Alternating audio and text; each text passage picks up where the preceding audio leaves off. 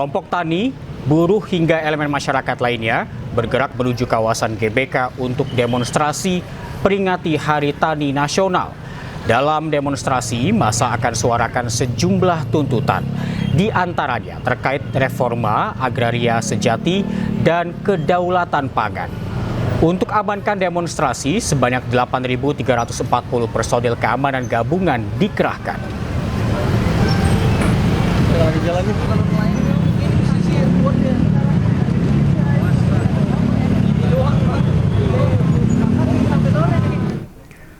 Untuk mengetahui informasi terkini, kita telah terhubung dengan rekan Ismalia di depan gedung DPR MPR Jakarta. Selamat siang Ismalia, bagaimana kondisi terkini di sana? Apakah massa sudah mulai berkumpul dan apa saja tuntutannya? Untuk SPM Majalengka. Ya, selamat siang Reza. Jika untuk ditanyakan kondisi di depan gedung DPR saat ini, para serikat petani masih terus menyuarakan atau masih terus berorasi di depan gedung DPR MPR RI. Di sini bisa kami perlihatkan juga Reza untuk kondisinya, para petani ini membawa hasil bumi. Ini bisa kita lihat di sini. Di sini ada sayur-sayuran, di sini juga ada pisang, ada kelapa, dan juga di sini tadi ada gabah yang memang gabah ini yang nanti akan diproduksi menjadi nasi yang menjadi makanan pokok bagi masyarakat Indonesia.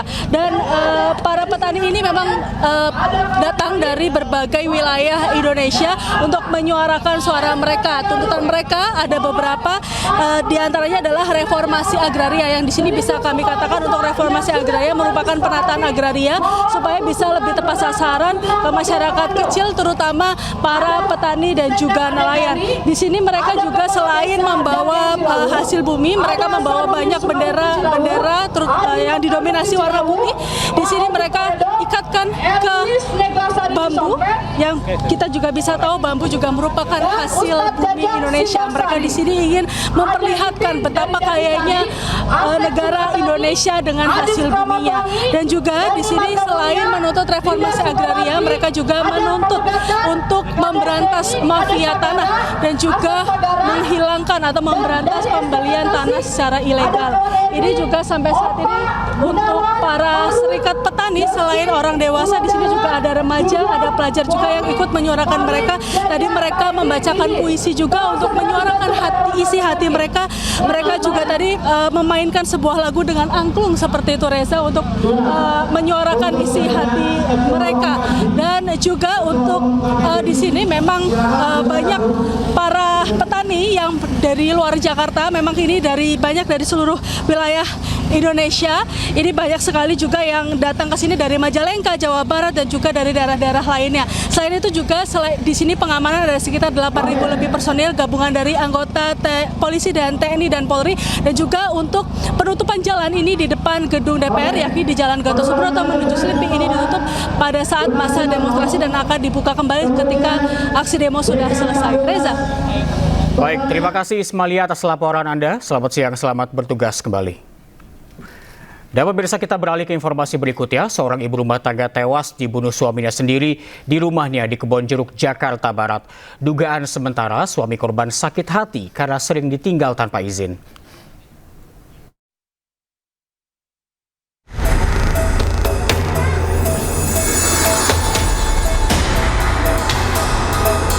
Warga Jalan Puri Kembangan, Kedoya Selatan, Kebonjeruk, Jakarta Barat, Selasa siang sontak geger dengan tewasnya seorang ibu rumah tangga di dalam rumahnya sendiri. Korban yang diketahui bernama Maria, 48 tahun, ditemukan tewas di lantai ruang tamu dengan luka jeratan tali di bagian lehernya. Anak korban pun tak kuasa melihat jenazah ibunya di lokasi. Ia langsung dibawa ke tempat aman untuk ditenangkan. Menurut salah satu tetangga korban, jasad korban ditemukan pertama kali oleh anak lelakinya yang baru saja kembali dari tempat kerjanya. Kevin itu pulang dari kerjaan, dia katanya temannya datang, ngepil mamanya tuh nggak diangkat-angkat. Nah itu, terus temannya itu, Pin, kamu pulang Pin, kata dia bilang gitu. Oh iya, kata dia bilang gitu. Dan aku pulang, gila dia pulang kan aku buka itu. Apa Pin? Lagi ngapain Pin? Mbak Yuli sini Mbak Yuli sini, kata dia bilang gitu kan. Ini mama dibunuh bapak, mama dibunuh bapak. Jajaran Polsek Kebonjeruk dan Polrestro Jakarta Barat yang tiba di lokasi langsung menggelar olah TKP dan identifikasi jenazah korban.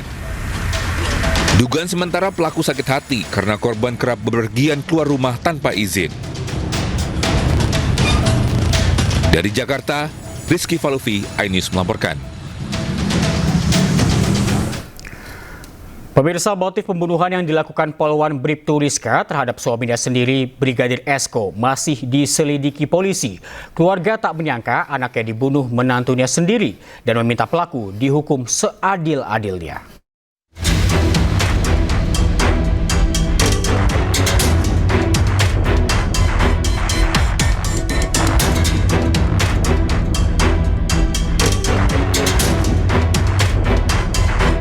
Terungkapnya Bribtu Rizka Sintiani sebagai pelaku pembunuhan terhadap Brigadir Esko Faskareli, suaminya sendiri, membuat keluarga terpukul.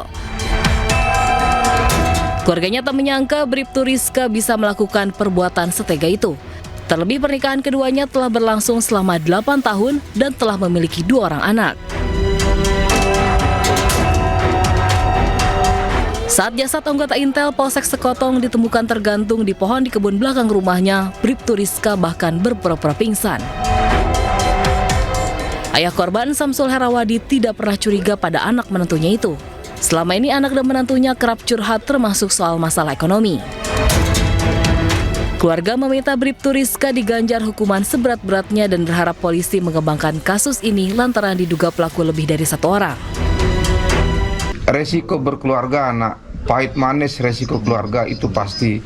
Saya tidak berhak mencampuri urusan keluarga kalian. Silakan bina keluarga kalian. Sepahit apapun, seberat apapun masalah, kalau kita dihadapi dengan tenang di keluarga akan selesai, saya bilang. Seringan apapun masalah, kalaupun dihadapi dengan tidak baik, saya rasa tidak akan selesai, saya gitu kan. Memang setiap ngeluh, dua-duanya ngeluh, jadi sering curhat, Pak. Sering curhat, cuma ya kadang kebanyakan permasalahan masalah uang biasa. Sebelumnya Brigadir Esko Faskareli ditemukan tewas mengenaskan dengan leher terikat tali di kebun belakang rumahnya. Korban ditemukan tewas setelah 5 hari dilaporkan hilang. Dari Lombok Barat, Muzakir, iNews melaporkan. Pegawai aparatur sipil negara di Kota Pariaman, Sumatera Barat menjadi sorotan publik, bukan karena prestasi tetapi kedapatan main kartu saat jam kerja.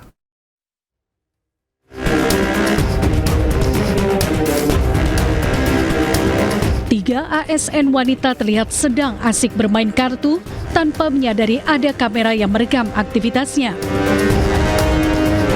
Rekaman ini menyebar cepat di media sosial dan menuai kritik dari masyarakat. Banyak yang menilai para ASN tidak menunjukkan disiplin kerja dan melanggar aturan kedinasan. Dari hasil penelusuran, permainan kartu tersebut terjadi di kantor Dinas Pemberdayaan Perempuan, Anak, dan Keluarga Berencana Kota Pariaman, Sumatera Barat.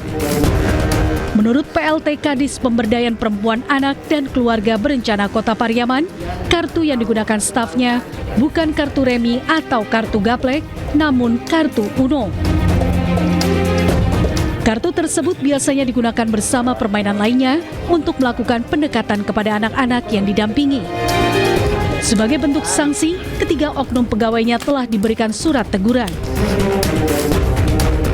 Kalau tindakan yang sudah kami lakukan, kami sudah memanggil yang bersangkutan, sudah membuatkan BAP-nya, berita acara pemeriksaan, dan sudah memberikan teguran, Bang.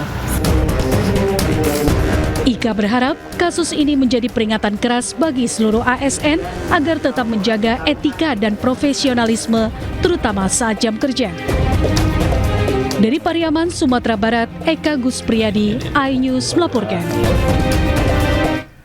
Pemirsa, melambungnya harga bahan pokok tak terbendung dan kami akan ajak Anda ke Pasar Palmerah, Jakarta Barat. Dan saat ini harga cabai merah mencapai Rp70.000 per kilo. Telur juga naik menjadi Rp29.000 per kilo. Dan berikut laporan Anissa Rizkia dari Pasar Palmerah, Jakarta Barat.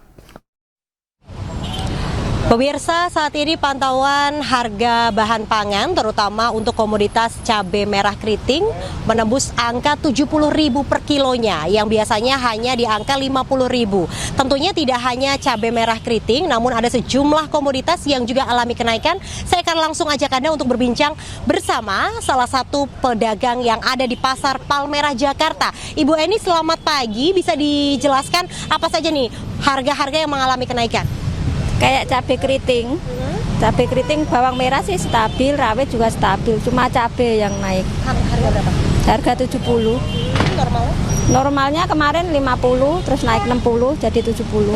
Untuk harga cabai rawit dan juga cabai keriting hijau? Biasa sih, standar 40. Keriting hijau juga 40. Untuk bawang merah dan bawang putih? Standar, aman deh, stabil. Ya. Ya, bonces kemarin sempat 20 gitu, naik. Ya lainnya standar sih, tomat-tomat. Untuk saat ini Ibu sendiri mengalami ini nggak sih Bu, penurunan pembelian karena harga cabai keriting menembus angka 70.000? Ya, daya pembeli itu berkurang. Dikurangi, ya omsetnya juga berkurang. Mungkin ada harapan Bu untuk pemerintah mengenai harga yang kian meroket terutama untuk cabai yang semakin pedas harganya. Ya supaya pemerintah khususnya Bapak Presiden ya distabilin biar turun gitu daya pembelinya bisa meningkat gitu ya. Terima kasih Bu Eni atas waktunya. Itu tadi pemirsa salah satu pedagang yang mengeluhkan daya beli masyarakat yang menurun sehingga omset mereka juga alami penurunan. Selain itu juga memang tidak hanya komoditas dari sayur mayur, kemudian cabai rawit dan juga bawang merah bawang putih, namun juga pantauan dari harga telur yang saat ini mengalami penurunan yang biasanya di angka 32.000 per kilonya kini menembus angka 29.000. Selain itu juga untuk harga ayam potong mengalami penurunan yaitu dari angka 32.000 saat ini turun menjadi 29.500. Dan hingga saat ini juga kami terus memantau begitu ya di Pasar Palmerah Jakarta ini, memang pembeli yang datang kemari akhirnya mensiasati begitu untuk melakukan siasat belanja setiap harinya untuk dapat bertahan hidup di era ekonomi yang sulit seperti sekarang ini. Dari Jakarta, Anissa Rizkia, Muhammad Hoirudin, iNews melaporkan untuk Anda. Kecelakaan motor sport menabrak wanita pengendara motor hingga tewas. Motor terbakar usai tabrakan.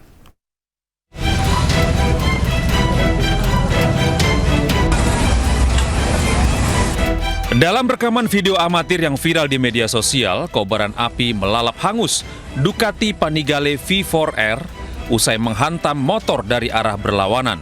Peristiwa naas itu terjadi sekitar pukul 02.30 waktu Indonesia Tengah di kawasan Balikpapan Selatan.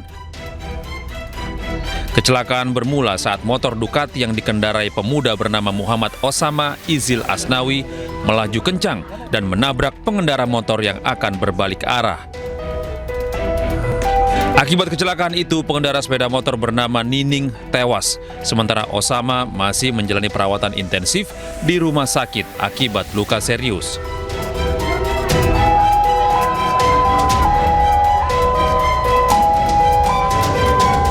Sementara itu di Mojokerto, Jawa Timur, kecelakaan adu banteng antara sepeda motor dengan mobil terjadi di Jalan Raya Pemuda Desa Randubangu, Mojosari. Kerasnya benturan membuat dua pengendara motor terpental hingga beberapa meter di pinggir jalan. Kedua korban pengendara motor adalah Muhammad Khalid Syaifullah, 21 tahun, warga Mojokerto, sedangkan perempuan yang dibonceng adalah Veronica Mende Karina Pardede, 20 tahun, warga kota Pematang Siantar, Sumatera Utara. Keduanya sempat dievakuasi ke Rumah Sakit Profesor Dr. Sukandar Mojokerto. Namun nyawa Veronica tak bisa diselamatkan setelah mendapatkan perawatan intensif. Dari Balikpapan, Kalimantan Timur dan Mojokerto, Jawa Timur, Mukmin Aziz, Solahuddin, iNews melaporkan. Seorang wanita di Kota Makassar terluka terkena busur panah saat melintas di lokasi tawuran di Jalan Lembo, Kecamatan Talo, Kota Makassar. Korban yang baru keluar rumah tiba-tiba terkena panah di bagian lehernya.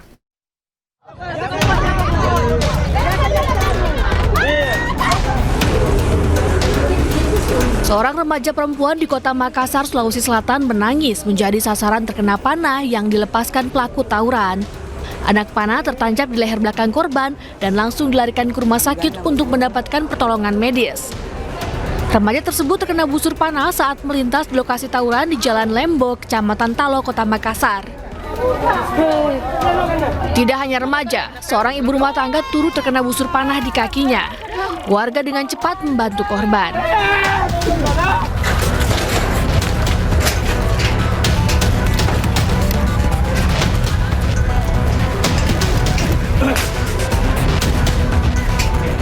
Tawuran terjadi antar dua kelompok warga di kawasan Layang dan Lembo pada Senin malam.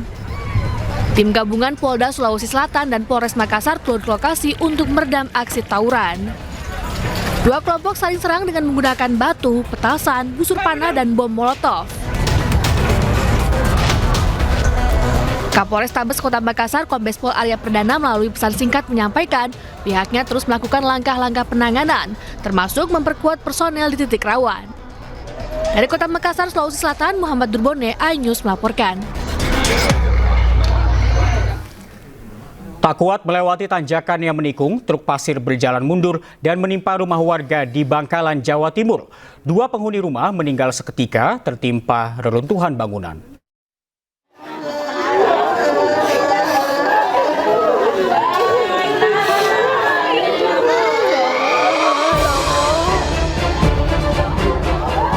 Isak tangis keluarga pecah menyaksikan dua anak di bawah umur tewas usai terlibat kecelakaan truk pasir di Kampung Kramat, Kabupaten Bangkalan, Jawa Timur.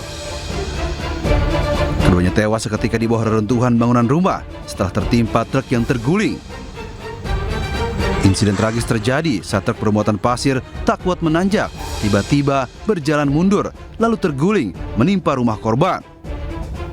Akibatnya dua korban tewas, salah satu korban tertimbun muatan pasir yang tumpah. Sementara orang tua korban selamat usai mendapat pertolongan warga.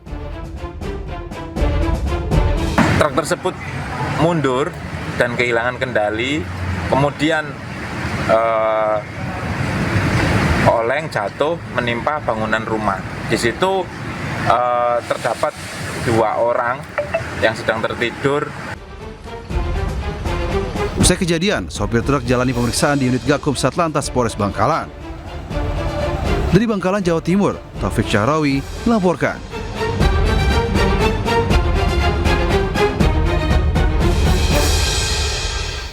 Pemirsa, para siswa sekolah dasar di Bangkalan, Jawa Timur mendapati ulat dan belatung dalam menu makan bergizi gratis. Tanggal 23 September 2025. Beginilah kondisi menu MBG yang diterima para siswa SDN Bumi Anyar 1, Kecamatan Tanjung Bumi, Kabupaten Bangkalan. Terlihat jelas pada nasi yang disajikan ada belatung yang masih dalam kondisi hidup.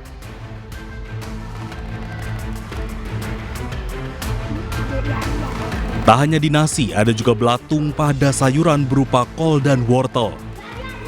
Padahal sebagian MBG ini sudah terlanjur disantap oleh beberapa orang siswa. Siswa lain yang langsung melihat keberadaan belatung tersebut secara spontan merekam dan melaporkannya ke guru kelas. Usai laporan tersebut, pihak Satuan Pelayanan Pemenuhan Gizi setempat langsung menarik makanan yang terlanjur didistribusikan ke sekolah. Sebelumnya, 3 sekolah dasar dan 3 sekolah menengah atas menerima pendistribusian MBG yang diduga basi. Apabila nanti SPPG yang ditemukan telah mengirimkan menu makanan yang tidak sesuai dengan SOP, misalnya ada ulatnya, basi dan sebagainya, itu nanti kami pemerintah akan mengirimkan surat kepada PGN untuk melaporkan kejadian-kejadian ini. Pemkab Bangkalan sendiri tidak akan memberi toleransi sepihak SPPG bermasalah dan akan melaporkan berbagai kejadian ini ke Badan Gizi Nasional. Dari Bangkalan, Madura, Jawa Timur, Taufik Syahrawi, iNews melaporkan. Sementara itu, Kabupaten Bandung Barat menetapkan kejadian luar biasa akibat banyaknya siswa keracunan MBG. Pemerintah didesak hentikan sementara program MBG dan melakukan evaluasi total.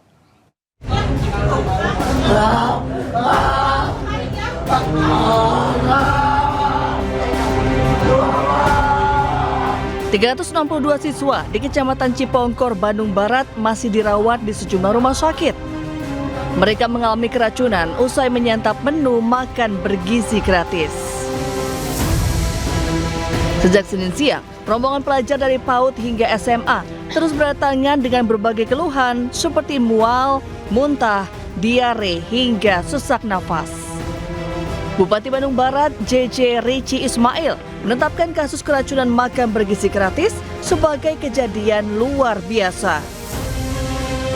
Fokus utama dari kita adalah penanganan untuk para korban. Jadi sekarang juga kita sudah menetapkannya sebagai statusnya KLB. Kasus keracunan terjadi akibat tidak adanya persiapan yang matang dari mulai regulasi, keamanan pangan, perhitungan gizi dan nutrisi, hingga lemahnya monitoring dan evaluasi. Meski sudah mengolah 1 miliar porsi dengan anggaran 335 triliun, hingga saat ini belum ada peraturan presiden soal MBG. Absennya perpres ini menjadi penyebab tidak adanya payung hukum hingga petunjuk teknis pelaksanaan MBG. Program makan bergizi gratis ini belum mempunyai perpres yang sampai hari ini masih ditunggu. Kenapa perlu perpres? Karena butuh petunjuk-petunjuk atau aturan-aturan yang nantinya harus ditranslasikan ke dalam petunjuk teknis. Dengan tingginya jumlah kasus, Cisdi mendesak pemerintah segera menghentikan sementara pelaksanaan MBG untuk dilakukan evaluasi total.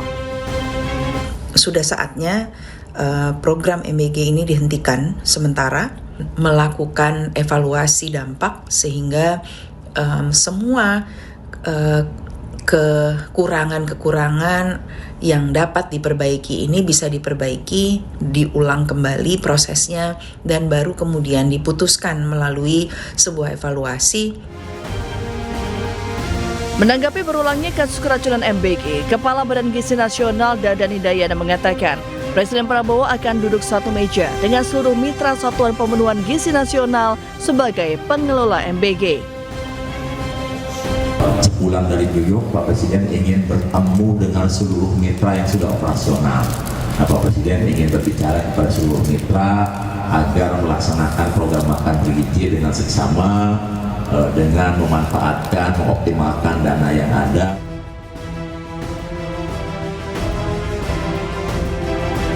Kasus keracunan akibat MBG bukan yang pertama. Cisdi mencatat sejak diluncurkan 6 Januari lalu telah terjadi 5.626 kasus keracunan di 16 provinsi. Tertinggi terjadi di Jawa Barat mencapai 2.051 kasus. Tim Liputan iNews melaporkan. Dengan suara bergetar, Wakil Kepala Badan Gizi Nasional, Nanik SD, yang meminta maaf kepada masyarakat terkait kasus keracunan dalam program makan bergizi gratis. BGN akan bentuk tim evaluasi untuk ungkap penyebab keracunan tersebut. Sebetulnya BGN sendiri itu juga tanpa kami dilaporin, kami juga keliling gitu. Kami mengumpulkan data-data juga gitu. Nah, kami memang berencana, ini yang mungkin saya sudah berencana sebagai orang baru di BGN ini akan segera membuka hotline untuk pengaduan ya Mas yang pertama. Lalu ini dalam proses kami juga membentuk tim investigasi untuk bisa mendapatkan apa sih sebetulnya yang menyebabkan keracunan ini, agar kita bisa memperbaiki sistem tata kelolanya yang bagus, sehingga program yang luar biasa yang bukan saja dimaksudkan untuk pemenuhan gizi ini, tetapi juga diharapkan bisa untuk mendongkrak pertumbuhan ekonomi ini akan bisa berjalan dengan baik. Jadi sebabnya bermacam-macam. Ada yang dari bahan baku, ada yang karena pengolahan yang terlalu dini atau terlalu cepat. Kemudian penyajiannya itu lebih dari 6 jam. Ini juga bermasalah, Mas. Jadi kemudian pemilihan mungkin ya, ada anak-anak yang tidak tahan dengan ikan, misalnya bahan bakunya seperti itu. Jadi penyebabnya bermacam-macam dan ini kami kumpulkan sebagai bahan untuk evaluasi. Atas nama BGN, mohon maaf untuk masyarakat di Indonesia. Program ini luar biasa. Kami ingin membantu anak-anak tumbuh dengan baik, gizinya terpenuhi. Jadi kalau masih ada kurang-kurang, kami mohon maaf dan kami akan terus memperbaikinya. Kepala Staf Kepresidenan RI menegaskan Satuan Pelayanan Pemenuhan Gizi atau SPPG yang memenuhi menu makan MBG harus memiliki sertifikat laik hygiene sanitasi atau SLHS dari Kementerian Kesehatan. Data di Kementerian Kesehatan, ribuan SPPG ternyata belum memiliki SLHS. Kemenkes pada September 2025 bahwa pada 1.379 SPPG ada 413 yang memiliki SOP keamanan pangan dan 312 SPPG yang menjalankan SOP. Dari sini kan sudah kelihatan, kalau mau mengatasi masalah ini, maka kemudian SOP-nya harus ada, SOP keamanan pangan harus ada dan dijalankan. Pada sisi lain, Kemenkes memiliki sertifikasi laik higien dan sanitasi, SLHS, sebagai bukti tertulis untuk pemenuhan standar baku mutu dan persyaratan keamanan pangan olahan dan pangan siap saji. Jadi singkatnya, SPPG itu harus punya SLHS dari Kemenkes sebagai upaya mitigasi dan pencegahan keracunan pada program MBG. Ya, ini kan contoh bagaimana satu program itu nggak bisa berdiri sendiri, terlibat juga KL yang lain. Berdasarkan data Kemenkes lagi, dari 8.583 SPPG per 22 September, ada 34 SPPG yang sudah memiliki SLHS. 8.549 SPPG existing belum memiliki SLHS. Hasil koordinasi dan pengecekan yang dilakukan oleh Kedeputian 3 KSP bahwa dari sisi regulasi dan aturan telah diterbitkan oleh BGN dan dibantu oleh BPOM. Ya, PR-nya adalah sisi aktivasi dan pengawasan kepatuhan. Kemudian soal maturitas dan manajerial SPPG.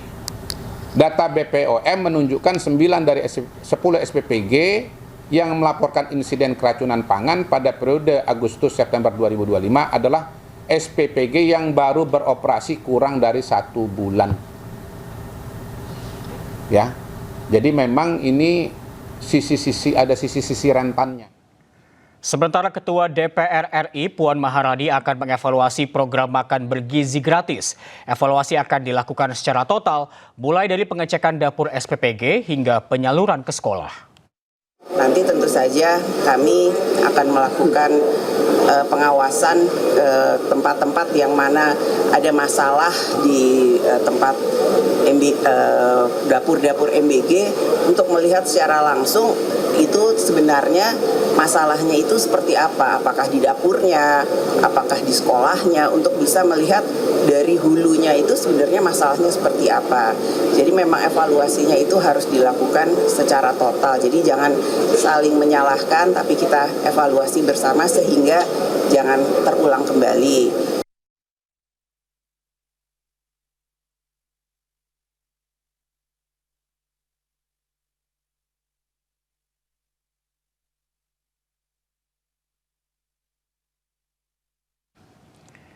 Kita ke informasi berikutnya, pemirsa. Viral di media sosial, mahasiswa baru Universitas Sriwijaya diminta melakukan aksi saling cium kening saat kegiatan kampus. Pihak kampus telah memanggil mahasiswa penanggung jawab acara.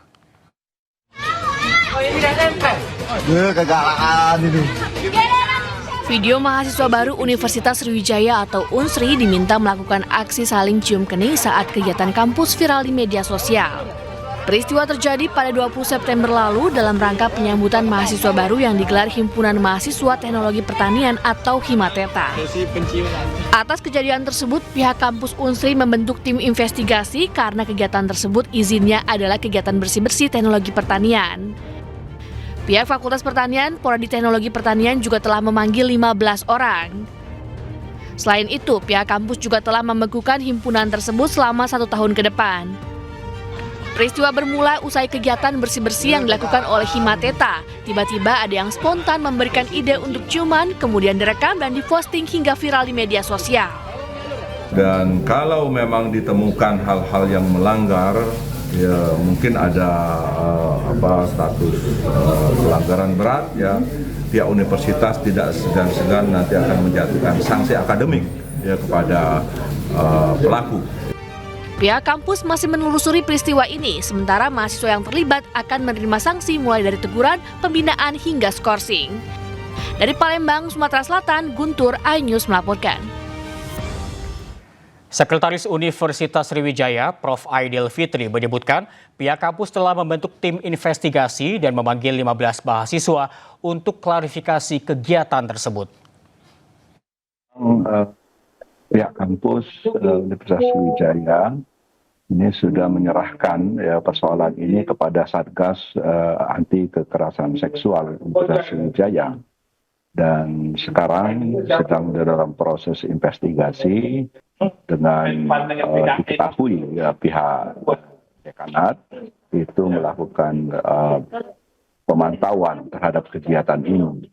Ya, namun di akhir kegiatan ya terjadilah peristiwa itu, dan ini memang di luar pantauan dari pembina kemahasiswaan di Fakultas Pertanian Universitas Sriwijaya. Dan ini yang sudah diklarifikasi dan kita langsung mengambil langkah-langkah, diantaranya memanggil beberapa mahasiswa senior, kemudian mahasiswa baru, serta membekukan kepengurusan Himateta. Dan ini merupakan langkah yang cepat diambil pihak universitas sehingga bisa menjamin bahwa hal-hal yang serupa ini tidak akan terjadi lagi di masa-masa. Pemirsa, pemerintah Kabupaten Bandung tetapkan kejadian luar biasa karena peristiwa keracunan MBG massal. Untuk mengetahui informasi terkini, kita telah terhubung dengan rekan Yuwono Wahyu di SMK Perjuangan Cipongkor, Kabupaten Bandung, Jawa Barat. Selamat siang, Yuwono. Adakah informasi terbaru terkait keracunan siswa usai menyantap MBG? Selamat siang, Reza dan pemirsa. Siang ini saya berada di SMK Karya Perjuangan, di mana puluhan siswa setelah menyantap hasil MBG kembali Kamusa dan keracunan karya dibawa ke Kecamatan Cipongkor. Keracunan ini adalah setelah kejadian pada pagi ini kembali terjadi. Namun menurut informasi, makanan yang disantap itu dengan dapur yang berbeda. Sebelumnya, Badan Gizi Nasional telah memberikan dapur yang pada hari Senin melakukan. Namun sampai pagi ini, satu persatu SMK Karya Perjuangan mengalami pusing dan dibawa ke rumah sakit dan ke pusat raja di Cipongkor. Hingga saat ini suasana di lokasi masih bisa terlihat banyak ambulan yang datang membawa pasien satu persatu. Kejadian ini adalah untuk yang kedua kalinya. Di depan saya ini adalah mobil ambulans yang akan membawa pasien-pasien ke Puskesmas Cipongkor. Itu saja. Baik, terima kasih Yuwono Wahyu atas laporan Anda. Selamat siang, selamat bertugas kembali. Pemirsa, Presiden Prabowo Subianto menyuarakan perdamaian dunia dalam pidato dia di sidang umum PBB Selasa malam. Prabowo juga menegaskan Indonesia berkomitmen mendukung penyelesaian damai konflik Palestina-Israel melalui solusi dua negara. It is indeed a great honor for me to stand in this August General Assembly Hall among leaders and representatives who represent almost all of humanity.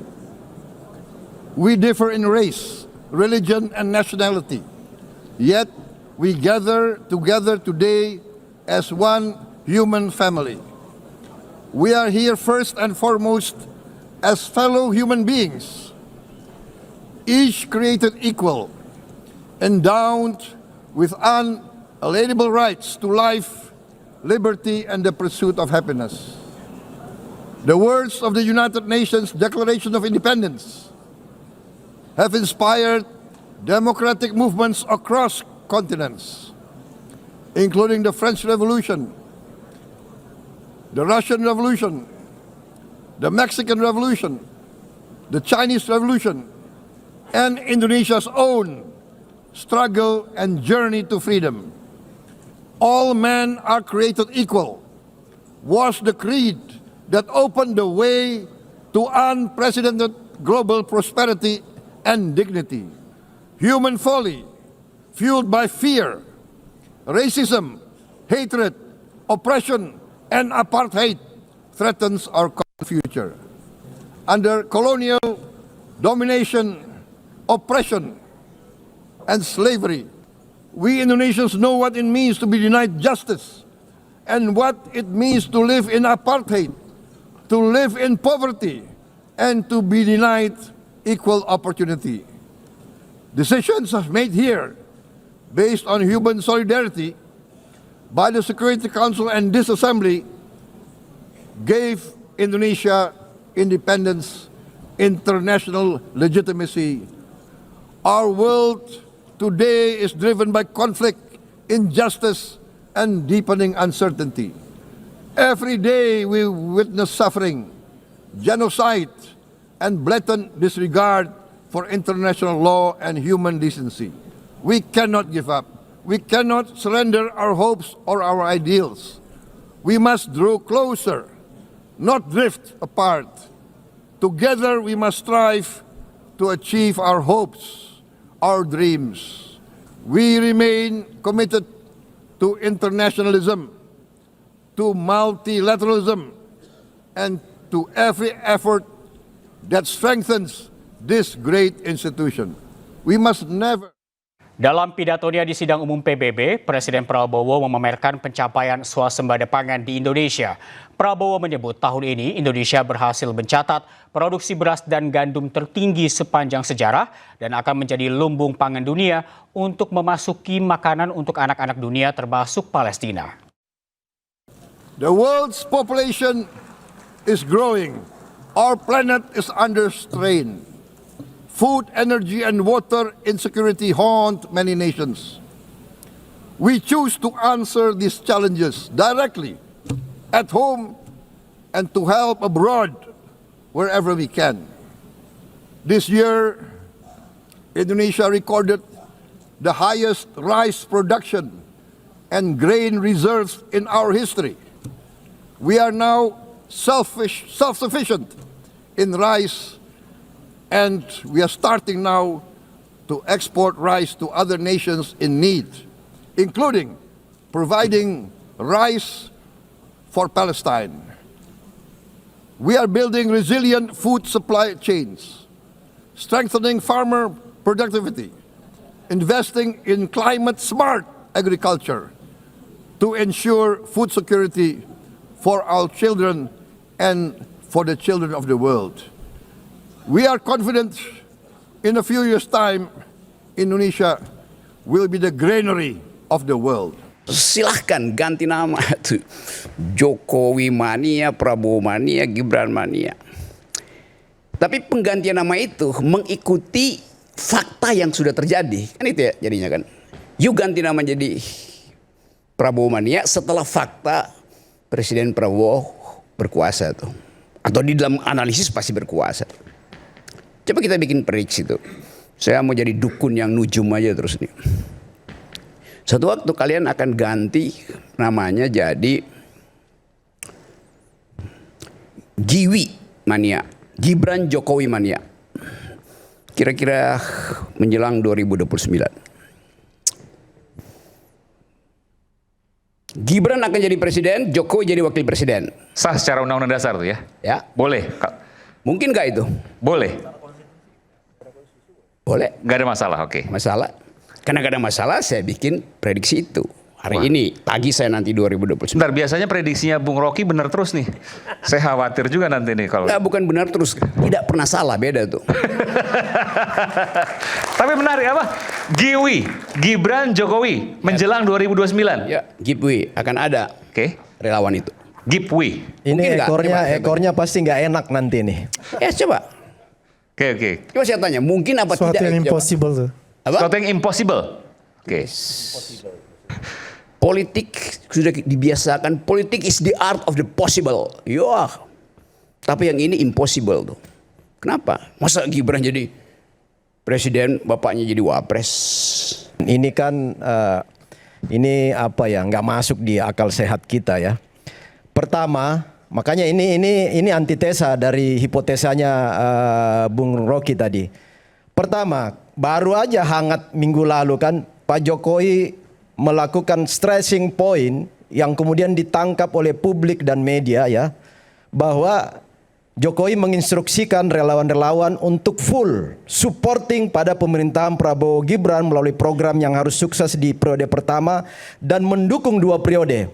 Statement itu saja sudah menggagalkan hipotesa Bung Rocky bahwa nggak mungkin Gibran 2029 akan didorong menjadi presiden. Tetapi bahwa kemudian pasca itu, why not? Kita nggak tahu. Karena nggak ada undang-undang yang melarang itu untuk setiap warga negara bisa maju. Termasuk Gipwi tadi? Kalau saya pikir itu nggak masuk logika sehat. Masuk logika. Pertama, tadi impossible untuk Gipwi. Iya. Udah jelas itu. Karena walaupun 2034 misalnya itu mustahil. Karena begini kan, mustahil. Ini soal etik yang selalu Bung Rocky Gerung sering ngomong soal etik ya. Itu pelanggaran etik banget itu kalau anak presiden lalu kemudian bapaknya menjadi wakil. Kemudian adat ketimuran, adat wong Jawa, ini anak kurang ajar kalau dia mau jadikan ayahnya menjadi anak buah dia. Kan gitu. Jadi itu sesuatu yang ya itu mungkin angan-angan Bung Roy oke lah. Kalau itu menjadi konsumsi publik untuk menggelitik publik, ya silakan aja. Tetapi bagi kita yang punya akal sehat seperti versi Bung Rocky bahwa punya akal sehat, saya pikir itu kalau akal sehat kita jalan itu hal yang mustahil. Kita ke informasi lainnya, pemirsa. Menteri Keuangan Purbaya Yudi Sadewa tegaskan komitmennya mengejar para pengemplang pajak dengan total kewajiban capai 60 triliun rupiah. Purbaya menyatakan dana akan dipaksa masuk ke kas negara dalam waktu 1 minggu. Purbaya memastikan tunggakan tersebut akan masuk pada tahun 2025 ini, bukan 2026. Selain itu, Purbaya menekankan pemerintah tidak akan lagi mengganggu wajib pajak yang sudah taat. Untuk memperkuat pengawasan, Purbaya berencana membuka kanal khusus pengaduan bagi masyarakat yang mengalami masalah terkait pungutan pajak.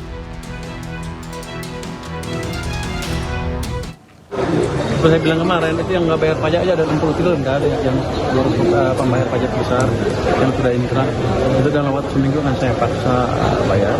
Itu akan masuk di 2026 maksudnya Pak? 60 triliun itu? Enggak, 2005. Itu yang udah inkrah, udah utang pajak. Nanti 2026 kita sisir lagi.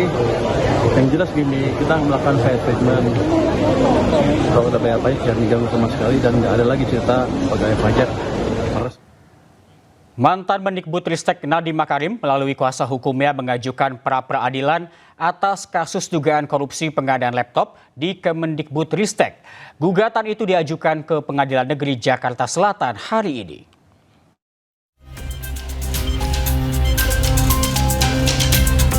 Mantan Mendikbudristek Nadiem Makarim melalui kuasa hukumnya Hana Pertiwi mengajukan pra-peradilan atas kasus dugaan korupsi pengadaan laptop di Kemendikbudristek. Hana menilai penetapan tersangka terhadap kliennya tidak memenuhi syarat minimal 2 alat bukti permulaan yang cukup salah satunya berupa audit kerugian negara dari BPK atau BPKP. Objek yang digugat itu ada di penetapan tersangka dan penahanan. Penetapan tersangkanya karena tidak ada dua alat bukti permulaan yang cukup. Salah satunya bukti audit kerugian negara dari instansi yang berwenang. Instansi yang berwenang itu kan BPK atau BPKP. Oh iya. Dan penahanannya juga otomatis kan kalau penetapan tersangka tidak sah, penahanannya juga tidak sah. Oh itu. Sementara itu, Kejaksaan Agung mengaku belum menerima permohonan pra-peradilan tersebut. Baik, terkait dengan pengajuan pra-peradilan, yang pertama sampai saat ini saya sudah cek, baik sampai saat ini tim penyidik dari Gedung Bundar belum menerima rilis permohonan pra-peradilan dari yang bersangkutan. Namun demikian, itu merupakan suatu hak bagi tersangka dan penasihat hukumnya, dan ini juga diatur dalam ketentuan baik KUHP dan juga diperkuat juga oleh putusan MK tahun 2014 yang sebetulnya ini juga merupakan check balancing bagi kita sebagai aparat penegak hukum. Sebelumnya, Kejaksaan Agung menetapkan Nadiem Makarim tersangka dugaan korupsi laptop. Akibat korupsi itu, negara merugi hingga lebih dari 9 triliun rupiah. Dari Jakarta Selatan, Denny Helmi Sajangbati, iNews melaporkan.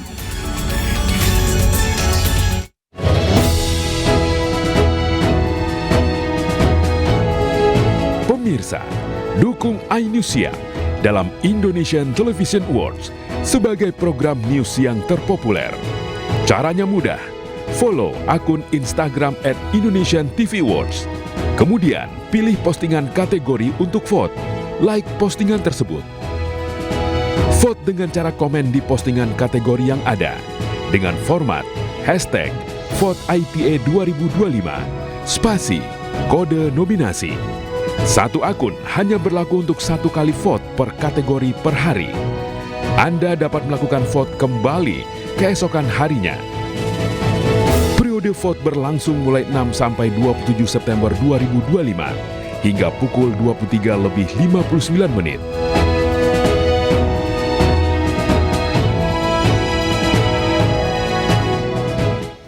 Pemirsa, komplotan pencuri motor todongkan senjata api kepada warga yang pergoki aksinya di kota Tangerang. Beruntung pelaku tak sempat menembak dan langsung kabur.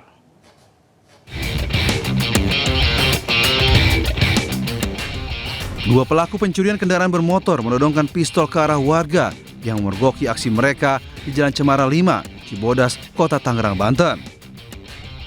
Mereka diduga panik karena sepeda motor yang diincar ternyata dipasangi alarm. Saat warga berdatangan, mereka langsung mengeluarkan senjata api dan mengancam warga. Dari keterangan warga, pelaku sempat mondar-mandir di lokasi untuk memantau situasi sebelum beraksi. Kondisi ada orang atau tidak. Pada saat yang di tempat TKP, kebetulan motor tersebut itu dipasang alarm. Jadi pada saat dia mau akan mencoba, itu bunyi alarmnya. Hingga kini, pelaku yang berjumlah 2 orang masih belum diketahui keberadaannya. Warga yang resah berharap polisi segera menangkap mereka. Dari Tangerang, Banten, Sukron melaporkan. Pemirsa, viral di media sosial, bocah perempuan pedagang cilok di Koja, Jakarta Utara menangis karena dagangan dan uang hasil jualannya raib dibawa kabur oleh seorang wanita. Anak kecil ditipu. Nih, uangnya disimpan. Seorang anak perempuan pedagang cilok menangis di atas sepedanya di kawasan Jakarta Islamic Center, Koja, Jakarta Utara. Bocah putus sekolah ini menangis karena dagangan dan hasil jualannya Rp60.000 dibawa kabur penipu. Tidak tega dengan kondisi korban, Malika Tania Putri 10 tahun, warga patungan untuk mengganti uang korban. Disuruh samperin soalnya katanya tungguin. Ya, pas aku samperin gak ada orang. Habis itu pas aku balik lagi orangnya udah gak ada. Terus kemudian kamu nangis? Iya, aku nangis ketemu sama guru. Habis itu dibawa ke Dali Islamik, ada teman-temannya dari Timores. Habis itu sama itu pada patungan buat ganti rumah. Mendapatkan info kejadian, Yuyun Wahyudi, Lurah Rawabadak Selatan, langsung mendatangi rumah korban.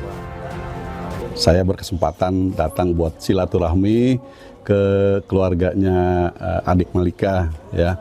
Dan kebetulan Pak Wali Kota juga menugaskan, menitipkan salam untuk mengunjungi ya Malika beserta keluarganya. Jadi intinya silaturahmi terlebih dahulu. Kemudian juga tentunya menggali informasi ya tentang data-data keluarga dari orang tua Malika ini. Sebelumnya, Malika, bocah perempuan yang sedang berkeliling menjajakan cilok, diberhentikan oleh seorang wanita. Meminta 8 bungkus cilok seharga Rp40.000. Wanita itu juga meminjam Rp60.000 yang akan diganti oleh suaminya yang disebutkan tidak jauh dari lokasi. Namun setelah lama menunggu, suami pelaku tidak kunjung datang. Dari Jakarta, Sofyan Firdaus, iNews melaporkan.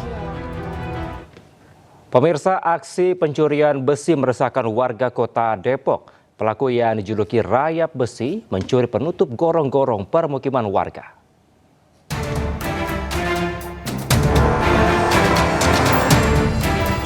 Inilah rekaman kamera pengawas yang memperlihatkan aksi pencurian besi gorong-gorong oleh seorang pria berkendara motor di kota Depok.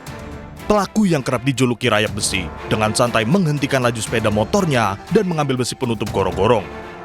Dari gerak-gerik pelaku yang mudah melepas besi penutup, pelaku terlihat seorang profesional.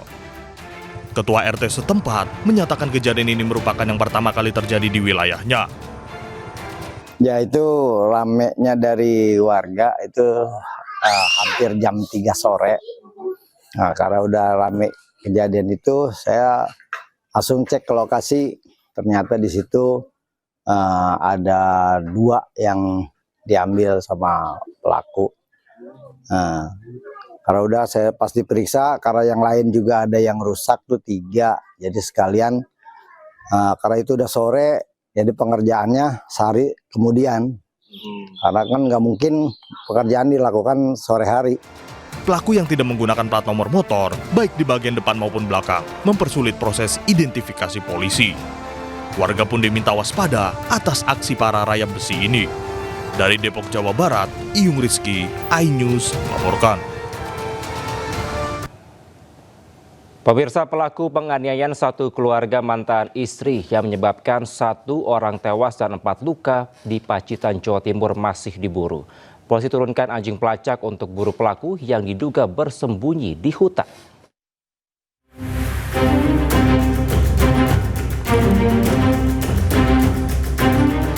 Dua ekor anjing pelacak dari K9 Brimopolda Jatim diturunkan di lokasi pembantaian sekeluarga di Desa Temon, Kecamatan Arjosari, Pacitan.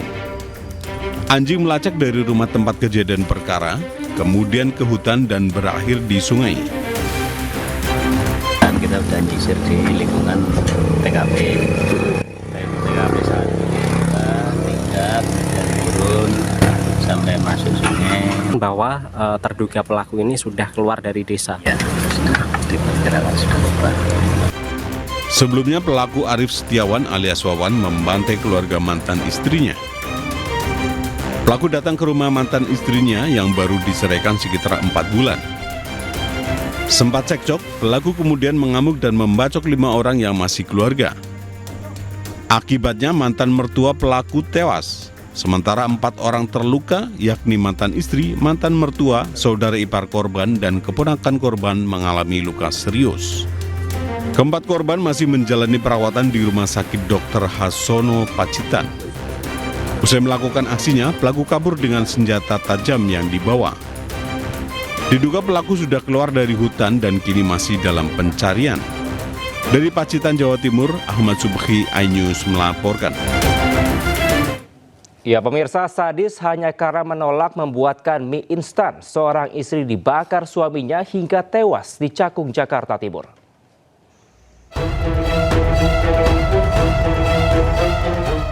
Seorang pria berinisial MA ditangkap polisi karena menganiaya istrinya hingga tewas di Cakung, Jakarta Timur. Saat ditangkap, pelaku sedang mengkonsumsi narkoba. Ironisnya, penganiayaan sadis itu dilakukan hanya karena pelaku kesal istrinya menolak membuatkan mie instan. Sebelum dibakar, pelaku sempat cekcok dengan korban. Pada akhirnya pelaku menyiramkan thinner ke tubuh dan wajah korban dan menyulutnya dengan korek api. Akibatnya korban luka bakar serius di wajah dan tubuh bagian atas. Meski sempat dirawat di rumah sakit, korban akhirnya meninggal dunia. Tak hanya membakar istrinya, pelaku juga sempat menganiaya ibu mertuanya yang berusaha melerai. Kemudian tersangka dengan mengacungkan botol thinner itu, selanjutnya korban menjelaskan bakar saya. Kemudian benar, akhirnya thinner itu dilemparkan ke mukanya dengan tutup yang terbuka ke muka daripada korban, mengenai muka, rambut, berikut dada dan leher badan korban. Pelaku kini telah diamankan dan dijerat pasal tentang pembunuhan berencana dan penganiayaan dengan ancaman hukuman maksimal hukuman mati atau penjara seumur hidup. Dari Jakarta, Rio Manik, iNews melaporkan. Ya, pemirsa, anak artis Zaskia Adya Meka dan Hanung Bramantyo sampai tremor dan trauma melihat pengantarnya ke sekolah dianiaya di jalan. Pelaku pengendara motor yang mengaku anggota belum tertangkap. Arogansi pemotor pink terjadi di Jalan Ampera Raya, Ragunan, Pasar Minggu, Jakarta Selatan. Dalam rekaman CCTV, Faisal Handri, penjaga rumah pasangan selebriti Zaskia Adya Meka dan Hanung Bramantyo, menjadi korban pemukulan di jalan raya oleh orang yang mengaku sebagai anggota. Insiden bermula saat Faisal sedang mengantar anak kedua Zaskia dan Hanung KMB 12 tahun dengan menggunakan sepeda motor. Saat melintas di Jalan Ampera Raya, Faisal hampir ditabrak oleh pelaku yang berkendara melawan arah. Oleh karena itu, Faisal mengklakson pelaku hingga pelaku bermotor pink memutar arah lalu menghadang kendaraan korban. Pelaku turun dari motor dan langsung memukul korban sambil membentak. Pukulan itu membuat Faisal terjatuh dari motor dan anak Zaskia lompat dari kursi penumpang. Sang anak alami trauma hingga tremor, sementara Faisal alami luka hingga helmnya rusak. Sebenarnya kan karena yang ngalamin langsung bukan aku, tapi Faisal, nanti ya aku serahkan ke dia juga. Ya cuman aku, ya pastinya harus ada hal yang membuat orang itu supaya nggak melakukan hal kayak tadi lagi gitu. Harus ada efek jerahnya juga. Ayah KMB, Hanung Bramantyo, memastikan Faisal telah jalani visum dan selanjutnya akan melaporkan peristiwa yang dialami ke pihak kepolisian. Tim Liputan iNews melaporkan. Kontak tembak terjadi antara Satuan Tugas Operasi Damai Kartens dengan KKB di Kabupaten Yahukimo, Papua Pegunungan saat perjalanan evakuasi menuju ke lokasi penyerangan pekerja tambang. 5 pekerja tambang dilaporkan tewas, namun polisi masih lakukan penyelidikan. Dari atas. Tim Damai Kartens harus menghentikan perjalanannya lantaran diserang KKB saat menuju lokasi penyerangan terhadap pekerja tambang di Jalan Poros Kampung Bingki, Distrik Seradala, Kabupaten Yahukimo. Akibat kontak tembak, evakuasi yang direncanakan terpaksa ditunda. Sementara itu, hujan deras yang mengguyur wilayah Yahukimo sejak pagi juga menghambat proses evakuasi. Wakasatgas Humas Ops Damai Kartens, Kompol Yusuf Tauziri menyebutkan, informasi sementara yang diterima, korban penambang berjumlah 5 orang. Namun hal ini masih memerlukan konfirmasi lebih lanjut. Yang menurut informasi mengakibatkan 5 warga sipil meninggal dunia. Korban merupakan pekerja tambang. Satgas Ops Damai Kartens saat ini tengah menyelidiki aksi penyerangan yang dilakukan KKB tersebut. Saat ini tim masih kesulitan mencapai TKP karena adanya gangguan kontak tembak dan kondisi cuaca yang buruk, sehingga evakuasi jenazah sementara ditunda. Pihak Satgas Damai Kartens kini masih selidiki jumlah pasti data para korban. Tim Liputan iNews melaporkan. Pemirsa, sejumlah tokoh Gerakan Nurani Bangsa menyoroti Kapolri Jenderal Listio Sigit Prabowo. Surat tersebut berisi permintaan penangguhan penahanan terhadap sejumlah aktivis yang kini ditahan di Polda Metro Jaya atas dugaan penghasutan aksi anarkis.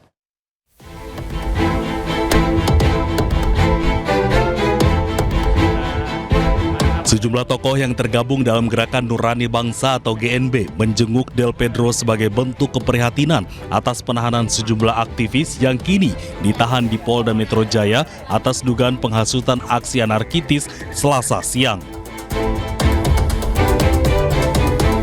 Sinta Nuriyah, istri Presiden keempat Republik Indonesia Abdurrahman Wahid atau Gus Dur bersama sejumlah GNB ingin membebaskan Del Pedro bersama sejumlah aktivis yang ditahan atas tuduhan penghasutan dalam demo berujung ricuh.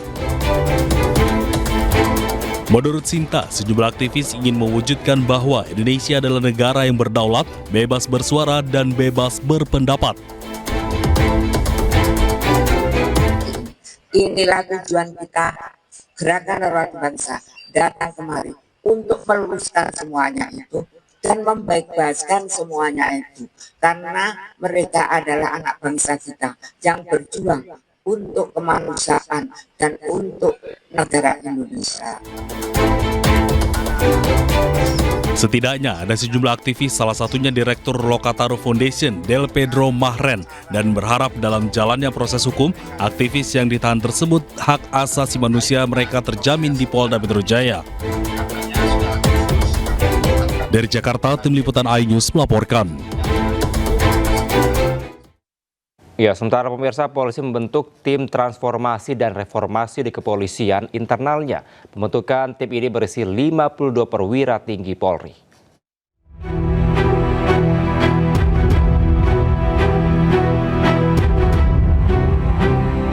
Kepolisian Republik Indonesia membentuk tim transformasi dan reformasi kepolisian. Pembentukan tim ini melalui surat perintah yang dikeluarkan oleh Kapolri, Jenderal Listio Sigit Prabowo. Tim ini terdiri dari 52 perwira tinggi Polri dengan ketua tim adalah Kalemdiklat Komjen Pol Krisnanda Dwi Laksana. Pembentukan tim reformasi Polri dilakukan untuk mempersiapkan proses evaluasi seluruh program yang dijalankan oleh Polri. Ada 3 hal yang harus dikerjakan atau bisa dipahami dengan 3 poin. Yang pertama, berani untuk belajar dan memperbaiki kesalahan di masa lalu. Karena masa lalu bukan hanya yang salah saja, tapi ada yang baik. Tapi ini yang baik kita pupuk, kita tingkatkan, kita tumbuh kembangkan. Yang kedua, siap menghadapi tuntutan, tantangan, ancaman, dan harapan di masa kini. Mau tidak mau kita harus kekinian. Dan juga mampu menyiapkan masa depan yang lebih baik. Karena mau tidak mau kita harus memikirkan bagaimana ke depan yang lebih baik. Nah, tentu inti daripada transformasi reformasi Polri ini adalah sesuai dengan keutamaan polisi di dalam pemolisiannya. Sementara itu, peneliti Institute for Criminal Justice Reform, Iqbal Muharram Nur Fahmi, mengaku skeptis dengan komposisi tim transformasi reformasi polisi yang seluruh anggotanya merupakan anggota Polri. Apabila kita melihat komposisinya, 52 anggota, yang mana semuanya tergabung dalam anggota Polri, nah itu kita harus pertanyakan gitu ya. Kita harus skeptis melihat itu, bagaimana apakah ini menuju arah perbaikan. Karena seperti yang Pak Anton tadi dari tahun 98 gitu ya, keluar Undang PRS yang memandatkan bahwa Polri harus berbenah gitu. Tapi sampai sekarang kita belum melihat gitu ya, bagaimana pembenahan itu terjadi, di mana pembenahan itu terjadi. Yang kita lihat malah makin banyak brutalitas yang dilakukan oleh aparat kepolisian, jauh dari kata sipil. Tim ini nantinya akan bekerja sama dengan pemerintah dan pemangku kepentingan lain dalam meramu transformasi Polri. Kinerja tim transformasi dan reformasi Polri diharapkan sesuai dengan harapan masyarakat dan sesuai dengan perkembangan zaman. Tim Liputan iNews melaporkan. Kita ke informasi lain ya pemirsa, para siswa sekolah dasar di Bangkalan, Jawa Timur mendapati ulat dan belatung dalam menu makan bergizi gratis. Tanggal 23 September 2025. Beginilah kondisi menu MBG yang diterima para siswa SDN Bumi Anyar 1, Kecamatan Tanjung Bumi, Kabupaten Bangkalan. Terlihat jelas pada nasi yang disajikan ada belatung yang masih dalam kondisi hidup.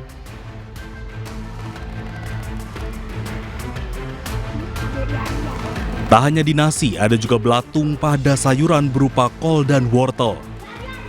Padahal sebagian MBG ini sudah terlanjur disantap oleh beberapa orang siswa. Siswa lain yang langsung melihat keberadaan belatung tersebut secara spontan merekam dan melaporkannya ke guru kelas. Usai laporan tersebut, pihak Satuan Pelayanan Pemenuhan Gizi setempat langsung menarik makanan yang terlanjur didistribusikan ke sekolah. Sebelumnya, 3 sekolah dasar dan 3 sekolah menengah atas menerima pendistribusian MBG yang diduga basi. Apabila nanti SPPG yang ditemukan telah mengirimkan menu makanan yang tidak sesuai dengan SOP, misalnya ada ulatnya, basi dan sebagainya, itu nanti kami pemerintah akan mengirimkan surat kepada PGN untuk melaporkan kejadian-kejadian ini. Pemkab Bangkalan sendiri tidak akan memberi toleransi sepihak SPPG bermasalah dan akan melaporkan berbagai kejadian ini ke Badan Gizi Nasional. Dari Bangkalan, Madura, Jawa Timur, Taufik Syahrawi, iNews melaporkan.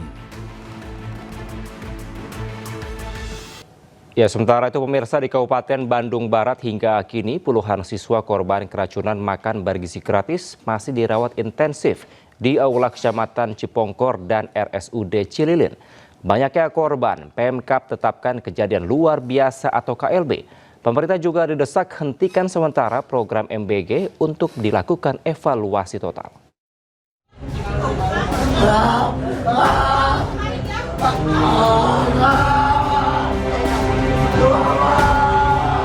362 siswa di Kecamatan Cipongkor, Bandung Barat masih dirawat di sejumlah rumah sakit. Mereka mengalami keracunan usai menyantap menu makan bergizi gratis. Sejak Senin siang, rombongan pelajar dari PAUD hingga SMA terus berdatangan dengan berbagai keluhan seperti mual, muntah, diare, hingga sesak nafas. Bupati Bandung Barat, JJ Rici Ismail, menetapkan kasus keracunan makan bergizi gratis sebagai kejadian luar biasa. Fokus utama dari kita adalah penanganan para korban. Jadi sekarang juga kita sudah menetapkannya sebagai statusnya KLB. Kasus keracunan terjadi akibat tidak adanya persiapan yang matang dari mulai regulasi, keamanan pangan, perhitungan gizi dan nutrisi, hingga lemahnya monitoring dan evaluasi. Meski sudah mengolah 1 miliar porsi dengan anggaran 335 triliun, hingga saat ini belum ada peraturan presiden soal MBG. Absennya Perpres ini menjadi penyebab tidak adanya payung hukum hingga petunjuk teknis pelaksanaan MBG. Program makan bergizi gratis ini belum mempunyai Perpres yang sampai hari ini masih ditunggu.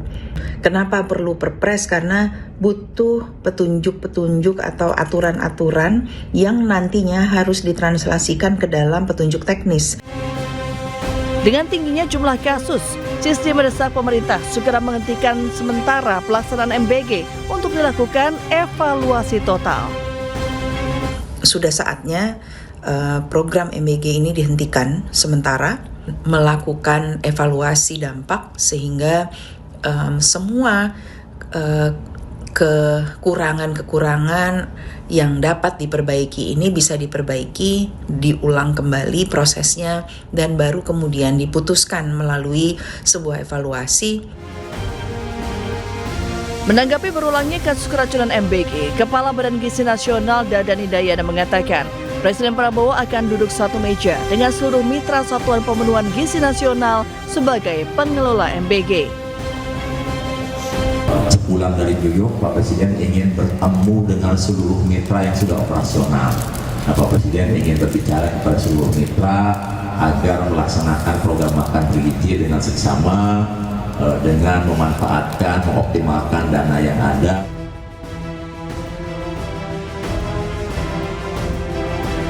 Kasus keracunan akibat MBG bukan yang pertama.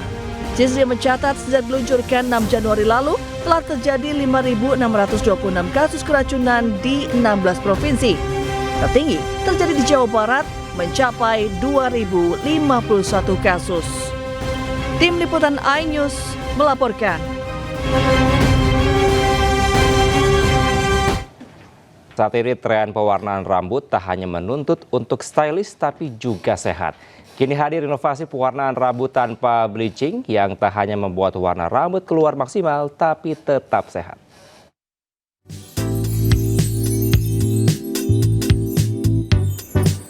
Tren pewarnaan rambut masa kini tidak hanya harus stylish, tapi juga sehat untuk rambut. Menjawab kebutuhan itu, Fendi & Co Hair Design and Beauty yang dikenal dengan inovasi hair coloring dan perawatan rambut sehat meluncurkan inovasi terbarunya, yaitu Global Milbond Premium Japan Hair Color Series No Bleaching. Sebuah treatment rambut eksklusif dari Jepang yang diklaim mampu membuat rambut sehat hingga ke lapisan terdalam.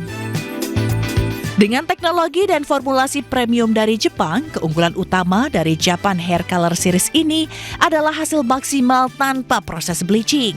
Warna tetap keluar indah dan kerusakan rambut bisa diminimalisir. Jadi Milbond Global Premium ini dilengkapi dengan teknologi namanya SSVR Silk dengan bahan yang aktif seperti mutiara peptide, terus kemudian ada ekstrak algae-nya.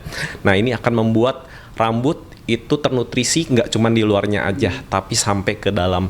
Nah, hasilnya apa? Hasilnya itu rambut nanti akan jadi lebih lembut, akan ternutrisi sampai ke dalam, itu bisa tahan sampai dengan 5 minggu.